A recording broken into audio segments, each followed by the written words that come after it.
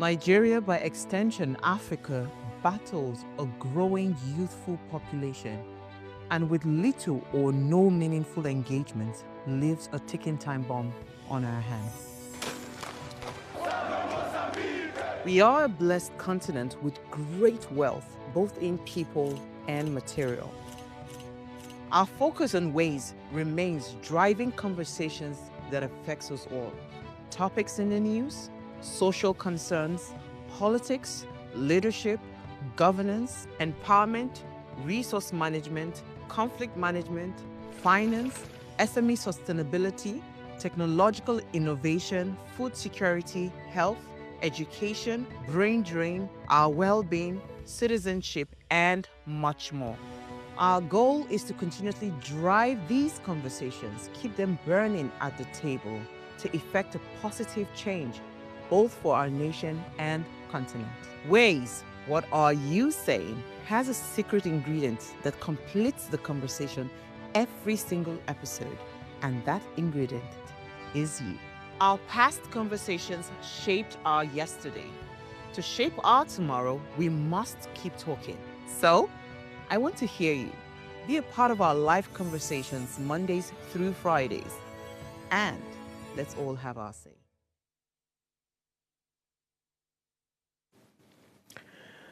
During the military era, Muhammadu Buhari served as Nigeria's head of state from 1983 to 1985 after seizing power in a military coup.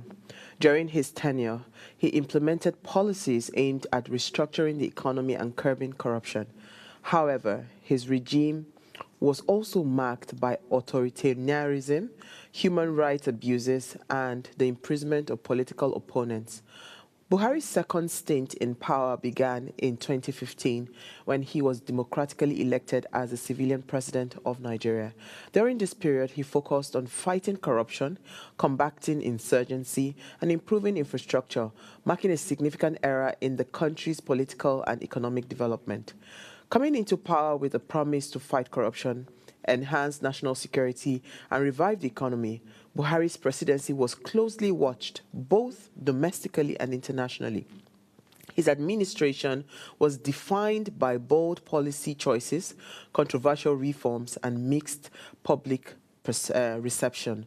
As Nigerians and others observers reflect on his legacy, it becomes essential to assess the key policies implemented during his 2 terms as president and their lasting impact on governance, economic stability, security, and national unity.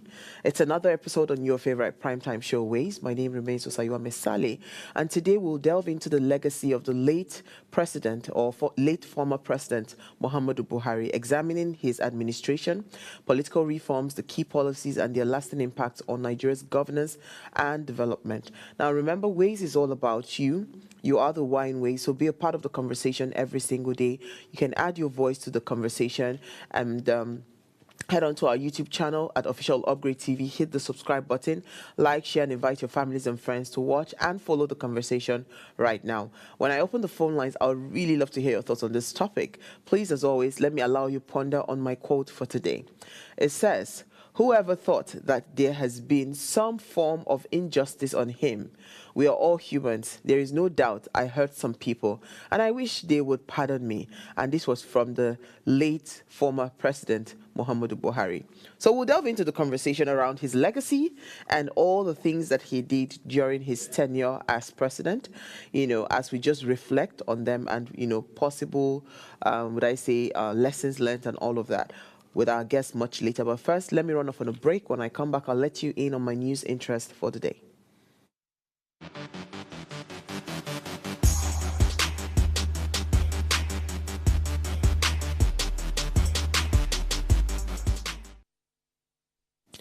All right, you're still watching Ways. So, yes, the presidential candidate of the People's Democratic Party in the 2023 general elections, Alhaji Atiku Abubakar, has resigned his membership from the opposition party, PDP. Atiku tendered his resignation in the build-up to the 2027 general elections after admitting to the formation of a coalition party, the Alliance Democratic Congress. The copy of this letter was shared on X by the Special Assistant on Media to the former president, to the former vice president, Abdul Rahit, on Wednesday, and this letter read, "I am writing to formally resign my membership from the People's Democratic Party with immediate effect. I would like to take this opportunity to express my profound gratitude for the opportunities I have been given by the party, serving 2 full terms as Vice President of Nigeria and being a presidential candidate twice has been one of the most significant chapters of my life.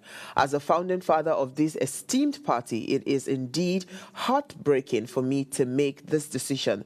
The former vice president said that the party's crises are becoming irreconcilable, limiting their chances of competing in the forthcoming general elections.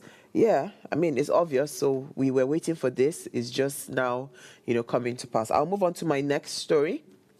The 2.2 billion naira fraud case, the court frees Fayose and upholds no case submission. So a federal high court sitting in Lagos has discharged and acquitted former Ekiti State Governor Ayodele Fayose of all charges in his 2.2 billion naira fraud case. The court upheld Fayose's no case submission, effectively ruling that the prosecution failed to establish a prima facie case against him to warrant further defense. Fayose had been standing trial on allegations bordering on money laundering and fraud during his tenure as governor of Ekiti State.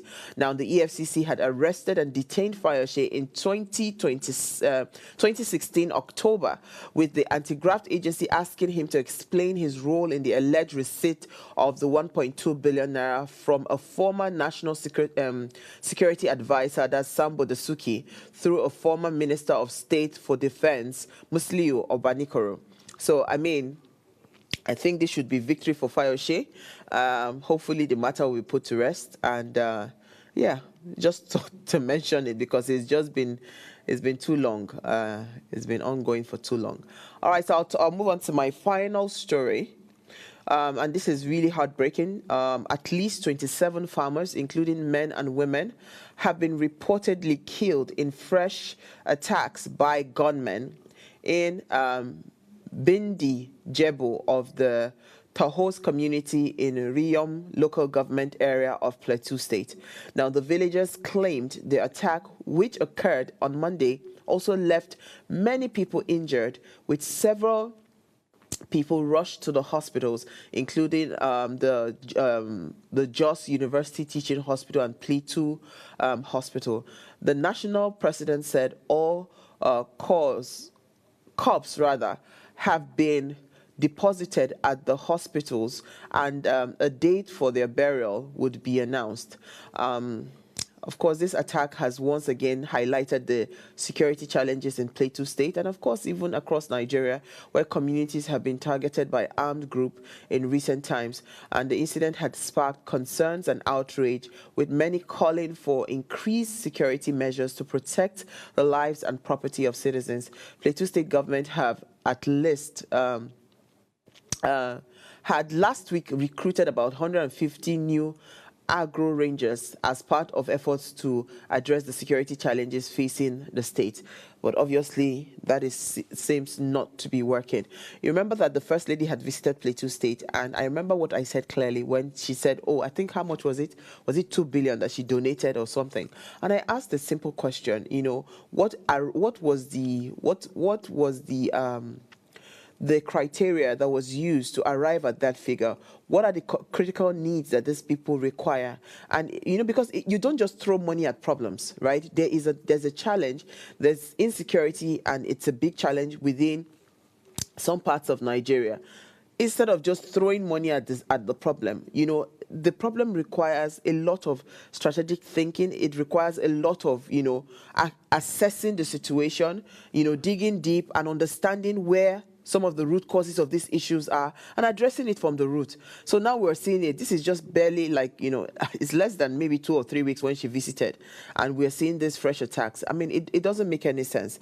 But hey, who am I to say anything?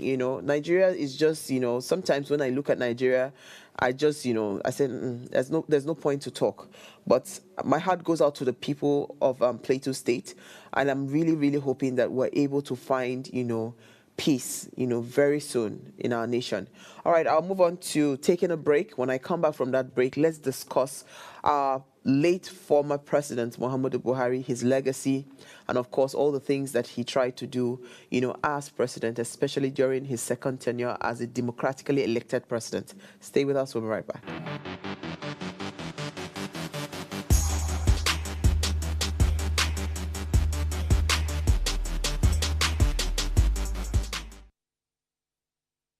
Life is made up of moments, some that fill us with joy, others that test our strength. Welcome to Heartlines. This is our space to explore the highs and lows of human connection, the love, the heartbreak, and resilience that shapes our life. From relationships to friendships, parenting to partnerships, and so much more. Every week, we share stories and conversations that define us, navigating love, separations, the struggles of parenting, dealing with anxiety and managing the pressures and stress of life. Real conversations that bring us closer, helping us heal, grow, and connect. So join me Mondays through Fridays at 10 p.m. for Heartlines, the show where we connect hearts, have real conversations with real people, one story at a time.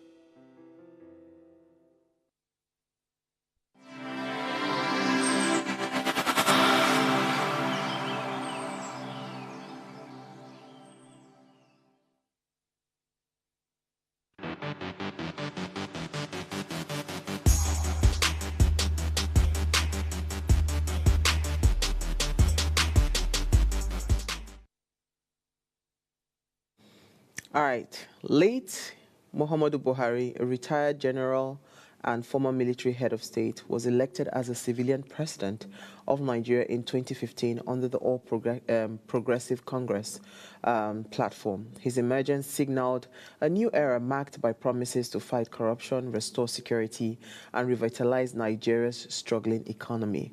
How well did this president perform? Right, that's the conversation we're having. His legacy, achievements, the challenges, and the impact that he left, in our nation. And joining me to shed more light on this conversation is Dr. Adetokunbo Pierce. He's the convener, Reset Lagos PDP, Reset Lagos, and he's a member of the PDP National Presidential Campaign Council 2023. And he's joined me via Zoom this evening. Thank you so much for joining me. I'm glad to be here. Dr. Adetokunbo. Good evening. All right, so this conversation, I think, is long overdue for us to be able to have it. But sometimes it's just easier when things like this happen, not to say that the conversation couldn't have been had when the president was still alive or the former president was still alive. But sometimes I think it's best to have certain kinds of conversation as a way of retrospecting and as a way of, maybe for the people that are still with us and are still alive and still in positions of power to kind of sit down to also reflect and see if, they are on the right track. So thank you so much for joining me this evening. So I'm going to start from the very first promise that was made, and I think I was also sold that narrative. I remember I used to work in TVC then, and it was just. We were tired, young people, and everybody was shouting, there's so much corruption in Nigeria, there's so much corruption in Nigeria. I remember my parents calling me that, oh, you were born in 1985. You do not know, you do not have a clue as to who this man was when he was a military head of state. And besides, a lot of things happened, and you couldn't be, more naive, and judging based on the narrative that is being thrown around. I don't think this is the best precedent that you can, be supporting at this time. But we were just adamant. Our generation, we had it. And the very first promise that the late president had made, or late former president had made, was anti-corruption. He was going to fight corruption. And, so Yes. let us just start from there, because it was one of the most prominent campaign promises that, was that he put out. And I think that was what sold the hearts of a lot of young people. And we actually went out to support and to vote, him, in that 2015 general election. So tell me, in your own assessment, how well did the late former president perform when it comes to corruption or fighting corruption? You are right. His main message to Nigeria was that he fought corruption when he was a military head of state, and that he will fight corruption rigorously when he became a civilian president. But I think the problem usually with the general public is that we don't do a rigorous evaluation and investigation of politicians. When Buhari said he was going to fight corruption, I knew that he was going to fail, because he didn't understand fully what corruption means. He thought that corruption means that once you are able to, you yourself as an individual, you are not stealing money, you are not diverting the budget to build houses and to buy fancy food things for yourself. That means that you are not corrupt. But Buhari was corrupt from the beginning. When he was chairman of the Petroleum Trust Fund, they were stealing money under his nose, and he was so incompetent, he didn't know. So money was being siphoned. The country was losing money, and that was corruption, because his in-laws and his relatives that were working for the Petroleum Fund were diverting the money. So even then, before he became president, I knew, if you look closely, and that's what we must always do. When people say they want to run for president, look at their background. The same thing got us into trouble with this current president. There were allegations that he was a drug baron. People still said, no, he wasn't. Anyway, Buhari didn't fight corruption successfully because nepotism is corruption. Tribalism is corruption. And all these were what he was guilty of. Nepotism, he had friends and relatives. I remember Alhaji Funtua, who would go to the central bank and order them to print, to release funds for him by the order of the president. Then the president himself will tell Emefiele, the governor of the central bank, to print money, whereas there was no economic activity to back this up. So in those ways, the President Buhari was a very corrupt man. Then there's also the issue of ethnicity, ethnocentrism. My God, Buhari was not even a northern president. He was a Fulani president, not to talk of being a Nigerian president. So in so many ways, in so many ways of life, he was very corrupt. His son was riding around in vehicles costing hundreds of millions of naira. His wife was living like the queen of Sheba, wearing wristwatches worth millions of naira. So there was corruption all around him. He himself was very corrupt. Interesting how you're saying this, Okay, I don't know if we're losing Dr. Adetokunbo, but okay, let me say that. Okay, there's a beautiful write-up that I read. It's quite lengthy, from a man called Moses Oludele Idowu, right? And let me just quickly read out something he said. And this is not from me. It's important that you know that it is not my write-up. He said that apart from the many, he said corruption entered another realm under Muhammadu Buhari. Another word entered the corruption lexicon, which was rarely heard of, and that was budget padding. That in 2016, budgets was padded, running into hundreds of billions, which, according to Pius Adesami, was the worst in the history of Nigeria. Same for 2017. And what did the man of integrity do? He would deal with the culprit and get into the root of it. It is now more than 6 years that they have not gotten to the root of it. Not only that, in 2021, the budget was also padded to the tune of 300 billion, right? The list goes on and on. There was something around a project that exceeded about $1.95 billion. Something that should have cost 1 billion, Then alleged stealing of about 9.6 trillion oil revenue, as detailed in the NNPC leaked memo, reported stealing of 1.1 trillion worth of crude, 18 on the unregistered vessel, looting of 2 trillion. Like the list, when I saw this, I said, this is alarming. It's a very lengthy list. If anybody can find the guy, his name is Moses Oludele Idowu on Twitter. Find that right up. But do you know why I'm reading this out, right? Because you touched on nepotism, you touched on how people are blatantly stealing. Right now, where we are as a nation, the foundation that he has laid is almost like he gave, how people were stealing with conscience before? It's like now people are stealing brazenly. You understand? And so when I see people that they are upset or they are angry or they are, raining curses and all of that, shouldn't they have the right to do so? Given that, everything that was promised was the complete opposite that happened as regards fighting corruption in Nigeria.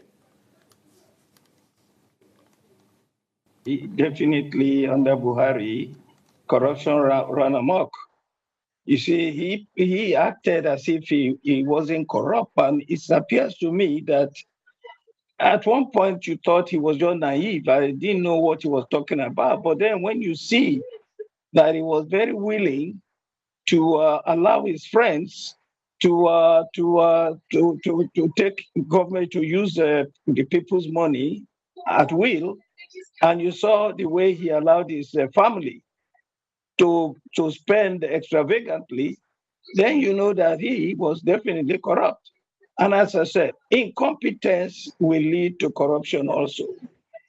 Buhari was not competent to be president of Nigeria. He didn't understand. Look, even his friend Obasanjo called him an economic illiterate. He didn't know anything about economics. He didn't know about doing any business. He never ran anything in his life. So, and then he just allowed everything to go because he himself, whenever he needed money, he didn't understand that you have to develop the economy.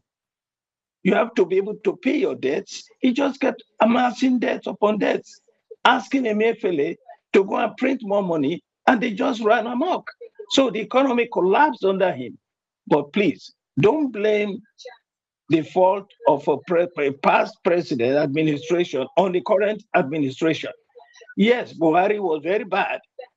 But now, as far as I'm concerned, in Tinubu, we have a masterful bandit in government because he understands what he's doing. And he has been looting government money since he was governor of Lagos State. His whole life he's been depending on his own is personal. His own is not just allowing people to steal money and amassing wealth for his friends and family. He himself is a thief, stealing government money. So this is where we are. Nobody's fighting. Nobody's fighting corruption. They are very corrupt themselves. So Buhari was a thoroughly corrupt person, and because of his corruption ran amok during his administration. What would you say to people in National Assembly padding the budget when you yourself have been padding the budget by asking the governor of Central Bank to provide this and provide that without economic activity to back it up? It's like going to borrow money when you don't have to go and get credit, when you don't have money to pay back. You are just going to sink into more and more credit. And that's where we are now. Dr. Adetokunbo, this is really scary for me. You know why I say so? If this is the situation, why is it that it was only Emefiele that was thrown under the bus, right? Does it mean that Good our future question. has been mortgaged? Because if Buhari played a role in some of the the issues that we had around the naira, shouldn't he have also been part of the people answering questions? Does it mean that Well, there's not going to be any end in sight to corruption as it is in Nigeria? this is the problem. The immunity that the president has from trial is what made Buhari get away with it. You said this is a good time to speak about the flaws of the president, but people like me have always said it. When I never even bothered myself with Omiefele, because I kept saying Emefiele was just an instrument. He was an errand boy. The president is responsible. The same thing. Talk about corruption. Buhari was also politically corrupt. Look at what they did in the 2019 presidential election. Buhari enabled the INEC chairman to declare him president.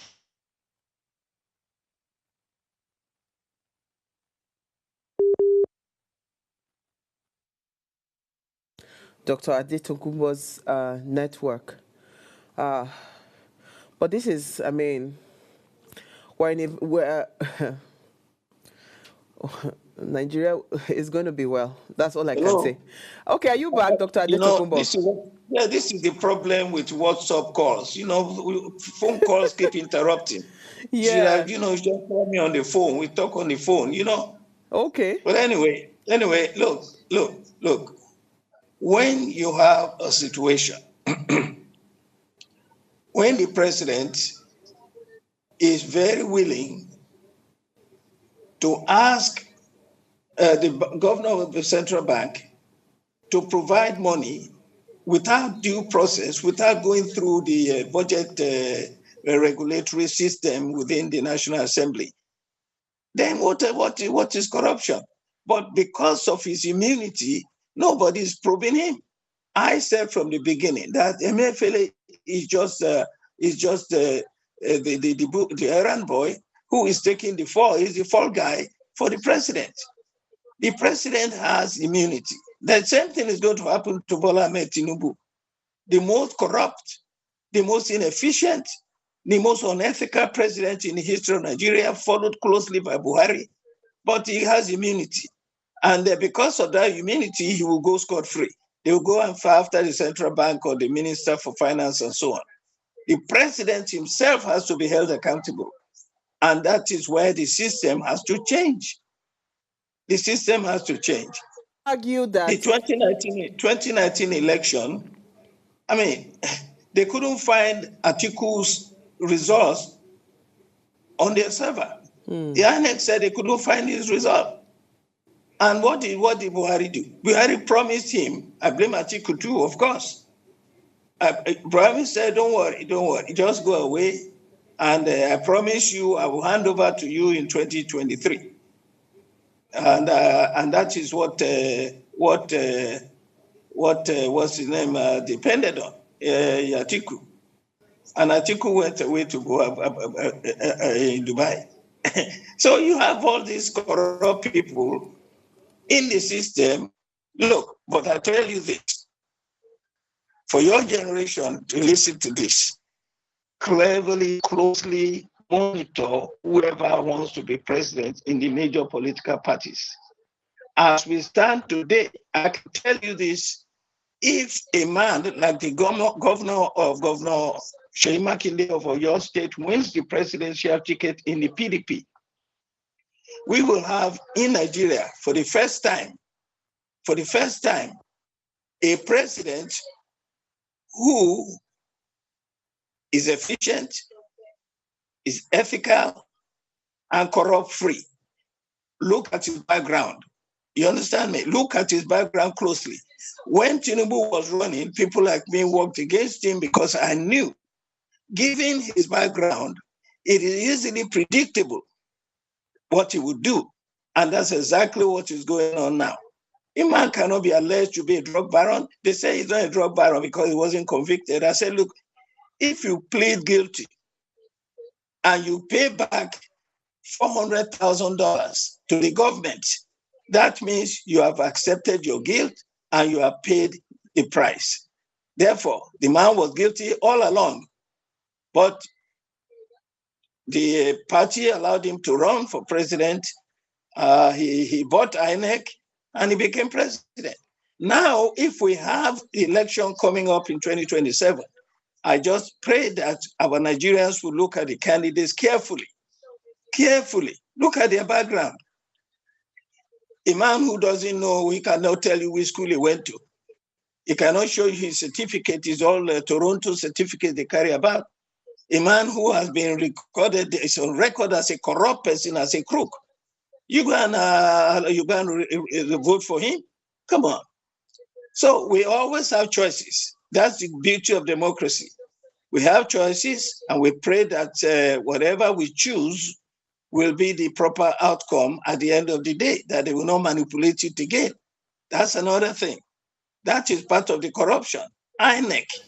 You know, when a president appoints the INEC chairman, he who pays the piper calls the tune. Yeah, so Dr. Adetokuba, I just wanted to chip in. Sorry to cut button, right? I wanted to chip in that, you know, is the based on the antecedent of what happened in 2023, are we only focusing on INEC? Even with the Edo State elections, are we only focusing on INEC, or there's also the judiciary to worry about? You understand? Because as it stands now, do our votes really count? Because it's not about looking at the candidate and saying that you want to vote for a specific person. One of the legacies that I believe that Buhari would have left behind, right, was what's it called? A flawed electoral process.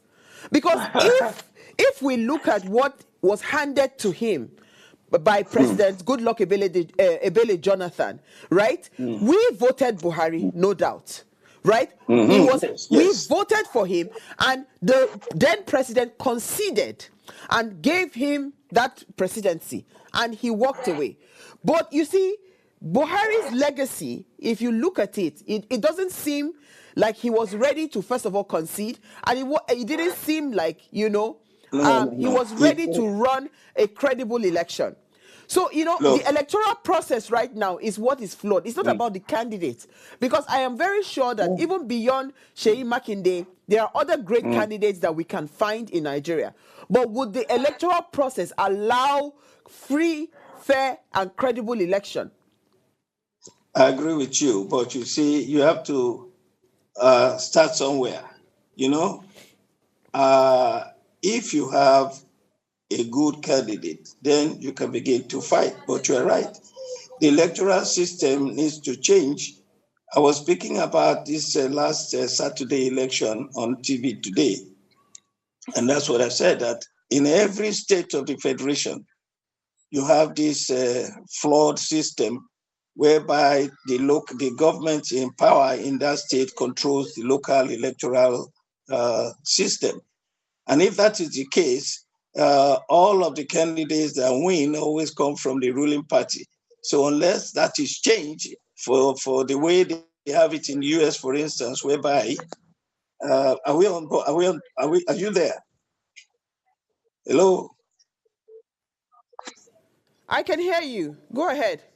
The way they have it in US, whereby every state, the Secretary of State is the returning officer of the state. And that Secretary of State is elected. So it could be out or a Republican.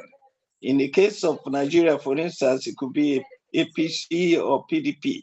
So that it will not be all APC because the Lagos State has an APC administration. That everybody on the board, the electoral board, like SEC, would be members of APC. So we have to change the electoral system, but also we have to have the individual candidate who is clean. Let me tell you, in the last election, 2023 election, the problem we had was there were 3 men running, and the 3 of them were very flawed. Don't tell me, people tell me who support Obi say Obi won. Obi's record is very bad. Not as bad as Tinubu's, but very bad. Then you had Atiku, who was, when he was vice president, had a very, very flawed record because of corruption and embezzlement and manipulation of government funds and so on. So this is what I'm saying.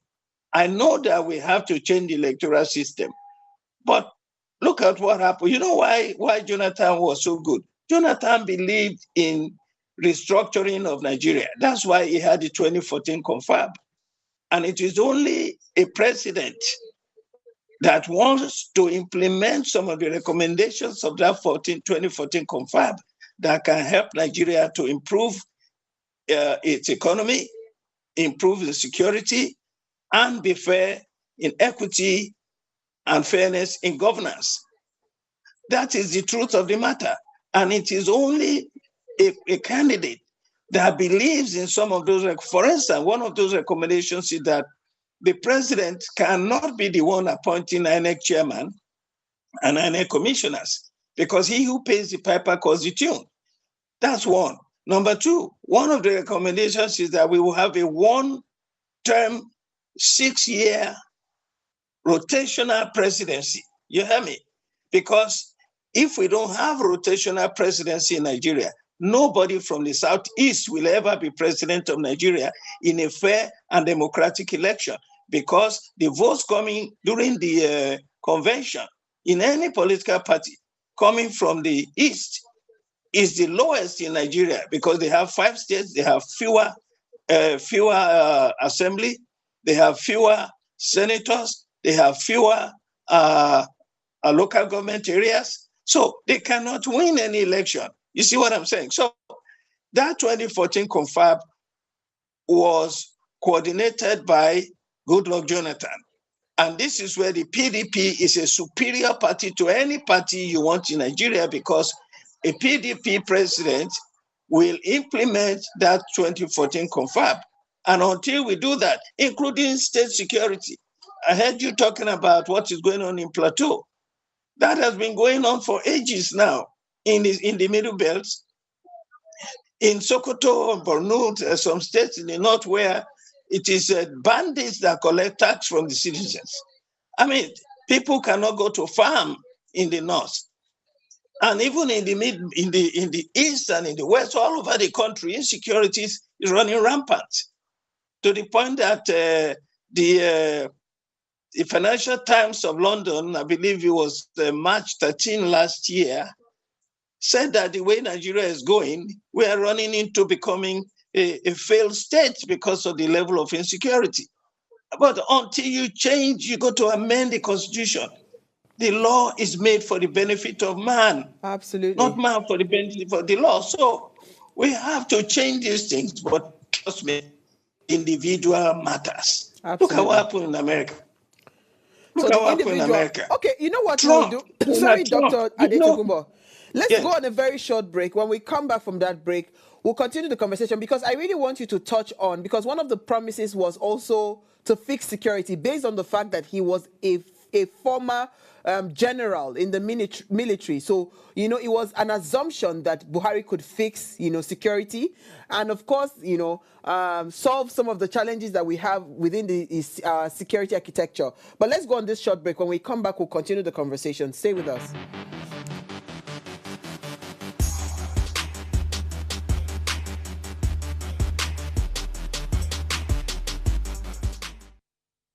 Tell us you're a Nigerian without saying a word.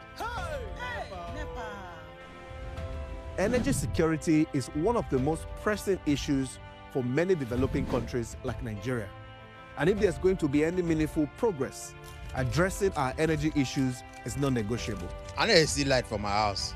Make them do something. Band A is expensive. I literally have to turn off all my appliances just to reduce costs. We need light. Introducing the Energy Outlook, your go-to show for everything energy.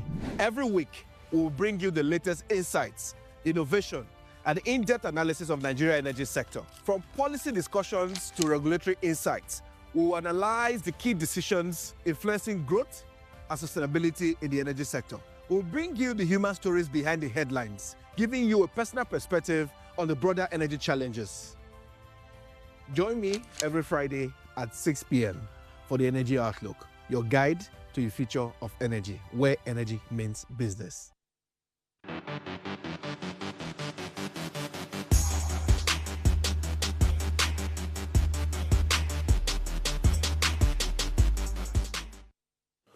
All right, thanks for staying tuned. Now, if you just tune in, we're discussing Buhari's legacy, the achievements, of course, milestones. Now, please, let's hear what you have to say. Remember, you can join this conversation. Send us an SMS or WhatsApp to 081-803-84663. Leave us a message on our YouTube page. We'll also read your messages. Call us on 07025007749 or 07014242420. Those are the numbers to call. So I still have with me Dr. Adetokunbo. Thank you so much for staying with me, Doctor. So now, I was touching on security because you were heading in that direction. What do you think would have been the major stumbling block as to why the late former president could not tackle the security challenges that we still have in Nigeria? Given that he was almost like, I think that was one of the things, it was almost like a square peg in a square hole situation. Remember, the Chibok girls thing had just happened, right? And it almost seemed like, we just need someone that has the experience, the military experience, the background and all of that, to come in and just clear out these bandits, clear out these terrorists from our nation. But it didn't happen that way. I think under late President Buhari, the security situation, right, the insecurity, grew worse than it was before he even came into the picture. So what would have possibly gone wrong? Why couldn't he have been able to fix the security challenges that we have in Nigeria?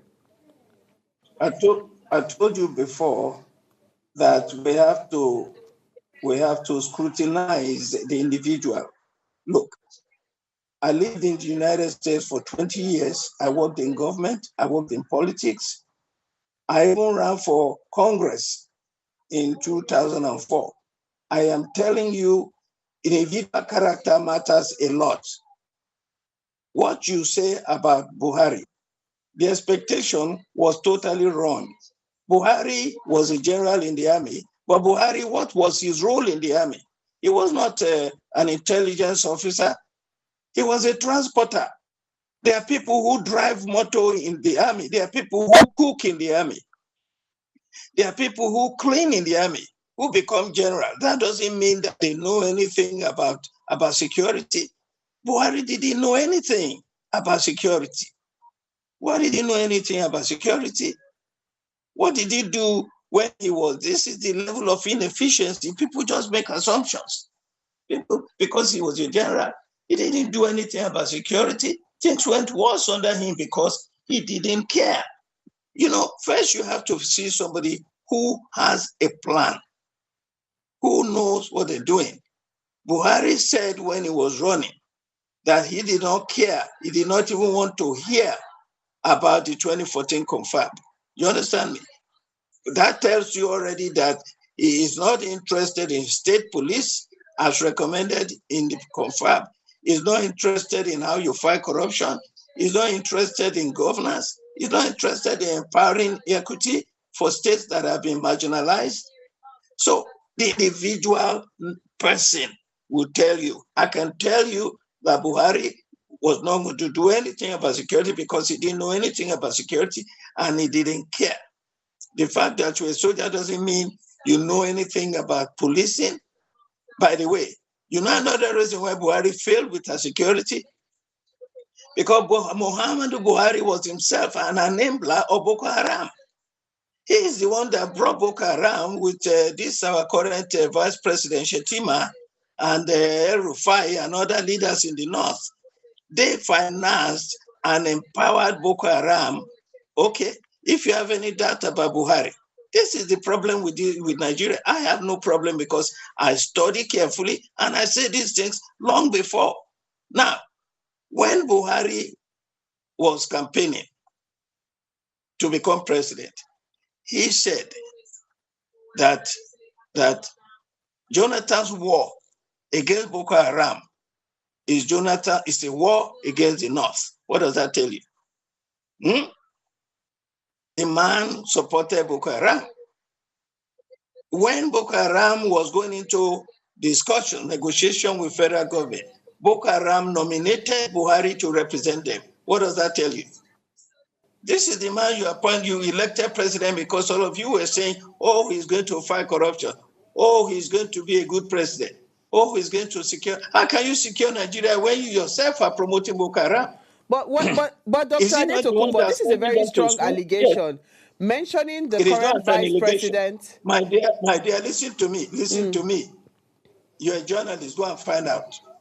It is on record. He said, war against Boko Haram is a war against the North. Yes, I remember that statement, yeah. What does that mean? No, but mentioning El Rufai, most of the northern leaders and our current vice president alongside the late former president. There's record on that too. It is on record. What did Shetima do when he was governor of Borno? Was he not advised not to have that student examination during that period? Look, there are so many people who have said it clearly that they brought Boko Haram to get rid of Jonathan. That is what they did. Now, after Jonathan had been gotten rid of, they couldn't get rid of Boko Haram. Boko Haram stayed there every time. That is why Buhari's administration was always trying to cater to Boko Haram terrorists. They will go and get terrorists. They will send them to school. They will give them jobs. They will pay them salaries from government, from taxpayers' money. So look, I can tell you, look at the individual. Buhari was not even a leader of northern Nigeria. Buhari was a leader of Boko Haram and Fulani headsmen. During the administration of Lamadeshkino, this same Buhari, this is many years before he became president, this same Buhari was campaigning that anywhere Fulani headsmen went in Nigeria, they should be given free access. Whether they come and eat up all the yam in your farm, it doesn't matter. This is Muhammadu Buhari. His legacy is clear. What he did before he got into government, what he did when he got into government, his legacy is clear. Okay, Dr. Adetokunbo, some people argued that the late former president inherited a very fragile economy, right, that was heavily dependent on oil. And of course, because of the fall of the oil prices and the COVID-19 pandemic that hit in 2020, that was what probably pushed, Nigeria into 2 recessions within 5 years. But you are saying that it was his incompetence, that probably further deepened the economic crisis that we have, or that we are still facing, as a country. Do you want to, buy that sentiment that because of that crisis? Are you talking about Buhari or Tinubu? No, I'm talking about the late former president, Muhammadu Buhari, because, 2020, COVID happened, 2015, the oil prices fell, those were the 2 things that hit him as a blow, economically, and that is what people think was part of the reason we had a lot of struggle, reviving the economy. So you are Every country will have its challenges at any given time. It is the manner in which the president and the administration tackle the problem that determines success or failure. Buhari inherited a robust economy. Buhari inherited a GDP in Nigeria that surpassed that of South Africa for the first time in the history of Nigeria. Buhari inherited a security system that was going down because of the beginning of Boko Haram. So there was now part of what he said was that Boko Haram would be put in place within 2 weeks because he knew that he knew how to deal with them. But when he got into power, what did he do? Nothing. He couldn't do anything because he had empowered Boko Haram and he couldn't do anything about it anymore. As for the economy, when you come into a government and then you find that the oil price is going down, part of the recommendation of the 2014 confab is the diversification of the economy. You cannot continue to depend on oil. Buhari didn't even have an idea. All he knew was what money was coming in and he was just spending it. And when it was not enough, he went to the central bank to print more money. That is, so if you are going to solve the problem of the economy, is it by printing more money without economic activity, without securing the nation? Things will just get worse. Because part of the problem, yes. Sorry, apologies, because we're running to we're having an amazing time, and time is not really our friend.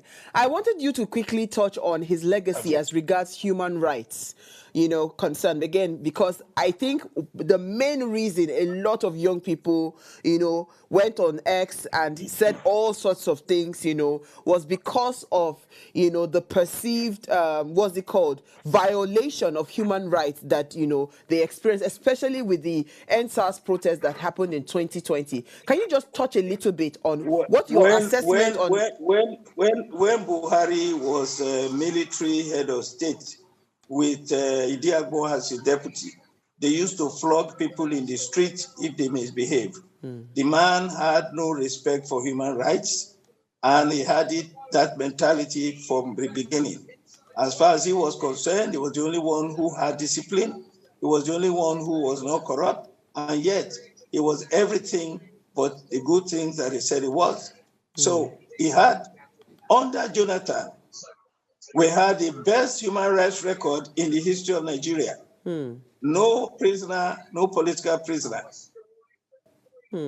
Freedom of speech, freedom of association.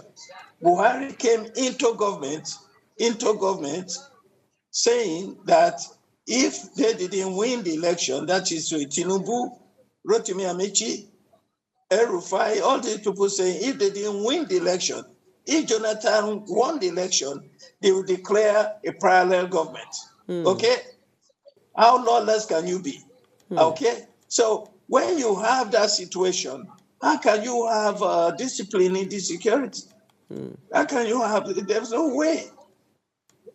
When he was military head of state, he abused human rights to the point that the whole world was complaining about our human rights index was so low. Nobody had any right. They just threw people in jail. Don't forget, that is the period when people were going to jail for using cannabis. Young people this is cannabis that they are now approved for medical reasons in America. Yeah.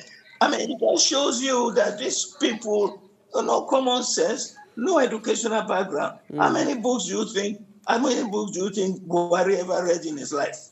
Tinubu is the same. These people don't know anything.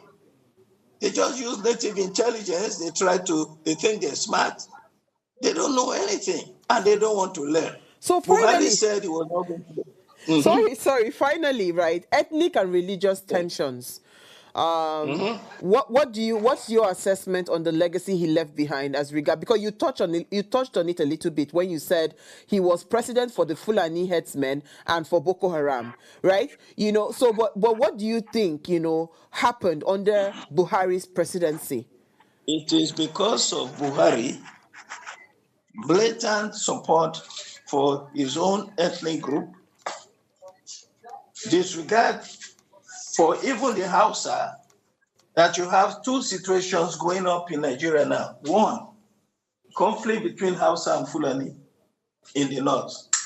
Because the Hausa people are complaining bitterly now that they have been marginalized for too long. And that is what Buhari did. That's his legacy.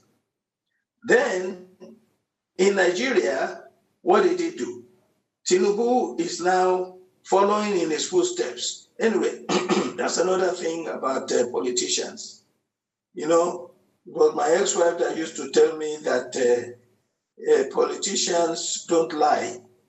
It is people who don't listen. Just like when you are courting somebody, you want to marry somebody, you want to go out with somebody, a woman, if you're a man, you don't really listen to what they're telling you. They're telling you that they're no good, they're only after your money, but you don't want to hear that because you are interested in them. The same thing with politicians. They will tell you who they are. I don't know. A lot of people just don't see it. Buhari, when he was head of state, don't forget, military head of state, from that time, you know that he was pushing ethnic prejudice. Fela was arrested for maybe a few $100s, whereas there were traditional rulers from the north that were cutting around hundreds of thousands, millions of dollars. During his presidency, before he became civilian president.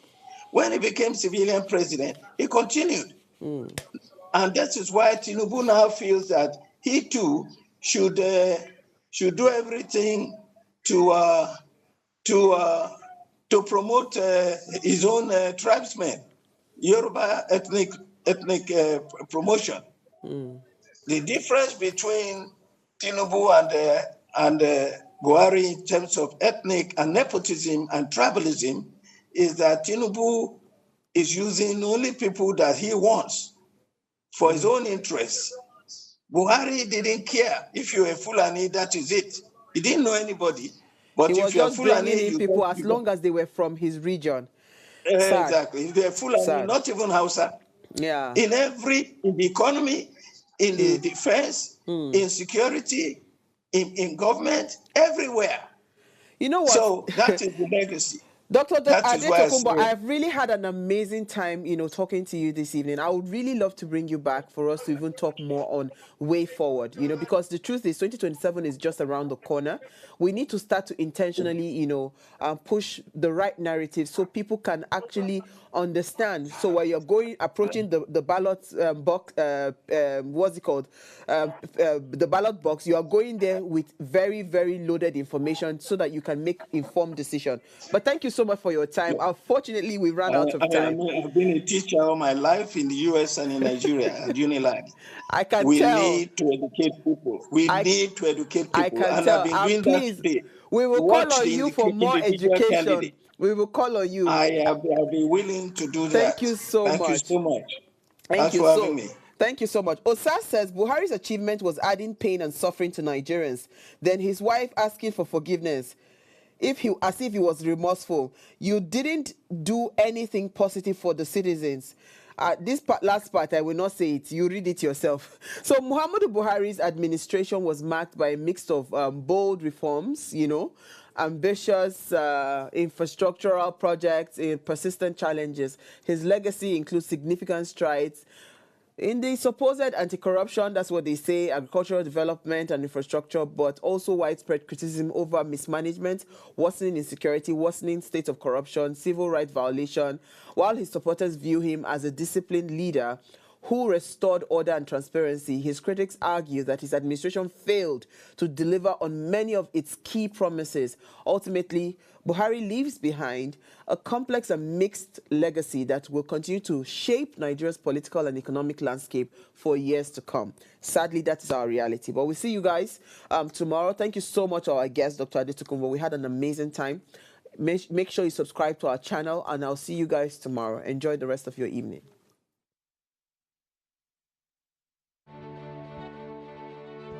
Nigeria, by extension Africa, battles a growing youthful population, and with little or no meaningful engagement, lives a ticking time bomb on our hands. We are a blessed continent with great wealth, both in people and material. Our focus on ways remains driving conversations that affects us all. Topics in the news, social concerns, politics, leadership, governance, empowerment, resource management, conflict management, finance, SME sustainability, technological innovation, food security, health, education, brain drain, our well-being, citizenship, and much more. Our goal is to continuously drive these conversations, keep them burning at the table to effect a positive change both for our nation and continent. Ways, what are you saying, has a secret ingredient that completes the conversation every single episode, and that ingredient is you. Our past conversations shaped our yesterday. To shape our tomorrow, we must keep talking. So, I want to hear you. Be a part of our live conversations Mondays through Fridays. And let's all have our say.